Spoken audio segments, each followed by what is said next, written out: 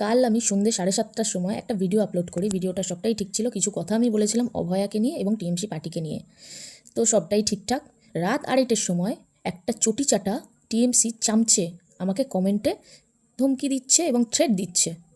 আর ভারতীয় জনতা পার্টিকে নোংরা রাজনৈতিক পার্টি বলছে এবং অভয়াকে নোংরা কিছু কথা বলেছে। তা আমি বলতে চাই ওনাকে, এইসব থ্রেটেতে আমরা ভয় পাই না। কিছু তো সাহস তো আমার আছে, যার জন্য আমি এই সোশ্যাল মিডিয়াতে এসে ওপেন বলছি কথাগুলো।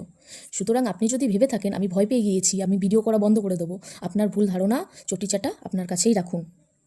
আপনি মেয়েদেরকে সম্মান করতে শিখুন প্রথমে।